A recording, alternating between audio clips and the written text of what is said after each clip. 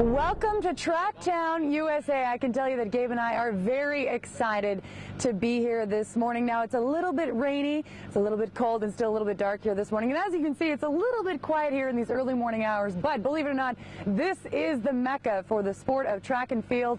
And if you take a peek behind me, I'm going to step out of the shot here so you can see this is the heart of it all. This is historic Hayward Field, and we can get sort of a peekaboo view here where the stadium lights are behind the big Oregon Duck, letter O there. Good evening. Well, this is a huge night for Coug Nation. We're going to start off with Bernard Lagat. People here are hot for Lagat as the former Washington State University grad is heading to the London Olympic Games. So a very exciting night for him. Stephanie, good evening. Well, one of the coolest contraptions here in Tracktown, USA, as far as going green, are these human-powered hamster wheels. Look at these bad boys. I will show you just how it works. So you start walking or running or what have you, and when you do that, that starts a motor.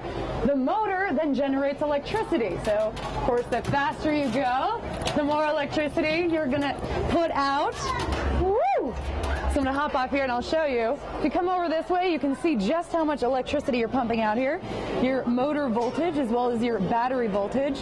Then that electricity comes this way, pardon me, fellas, and will actually charge your cell phone. How cool is that? I thought it was awesome. A lot of people have been using this all day today, but this is actually just a small part of what they're doing to be more earth-friendly here in Tracktown, USA.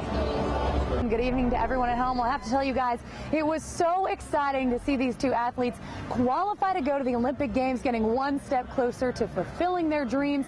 I can tell you that on Bernard Lagat's Twitter page today, he was saying that he was overwhelmed by all of the support people were giving to him. But really, Dan, it's all about this sign. It says it all right here. The road to London starts here. There is Tracktown 12, that huge festival we have been telling you about all week, which has got the live music and the food and the games. And joining me now is I'm going to introduce you to Joe Khalil. He's the organizer of all of these events. Good morning. How are you? But I wanted to show you these kicks because these are the ones they are highlighting here at the Olympic trials. And I tell you, they are blindingly bright, but apparently they're very cool because all the athletes are wearing them, or at least a lot of the athletes are. But the other thing I wanted to show you, if you follow me, the best part about Nike's Camp Victory are all of the interactive games that you can see right here. We've got the speed tunnel, we've got Nike Plus running. Dan and Steph, I'm kind of partial to these hamster wheels. You can totally get a workout. You can brag to all your friends. You can say that you ran at Tracktown, USA. So I don't know about you, but we're continuing to have a good time here in Eugene, Oregon. We're going to continue to have a lot more sports and great coverage like this throughout the week. Reporting live from Eugene, Oregon tonight, I'm Kopta, KHQ Local News. Dan and Stephanie, good evening. Well, not only does Bernard Lagat have one event that he'll be competing for here tomorrow, he has two, which is a lot to ask for of any athlete here at Hayward Field who has a shot of going to the Olympics. But at this point in his career, Lagat says nothing is going to get in his way of gunning for the gold medal. In the world of track and field, Kenyan-born Bernard Lagat has one of the most accomplished careers in history. He was an 11-time All-American at Washington State University and went on to become a 9-time world indoor and outdoor medalist. But his sights are set on the one medal he doesn't have, Olympic gold. I just want to run for the gold. There's nothing else. I'm not going to run for a second spot because that is what I want. That would define me. For runners, time is everything. Wins are measured in seconds. So at 37 years old, Lagat is well aware his time is of the essence. The window to fulfill his dream steadily closing. This is my last chance. And I've always said, you know what, I'm going to run as if this is my last chance. I'm not going to think anything past 2012. In fact, some question if the veteran track star is still capable of beating out younger competitors. But at this remark, Lagat grins. Heading into the Olympic trials, he's more confident than ever. You know, at this age, everybody is running fast, but I always try to tell myself, age is something that is just a number. I just believe that, I'm running strong. I'm still very strong in this. I still have the speed. And so why not go in there and do the best I can? Lagat says he's in top shape, both physically and mentally.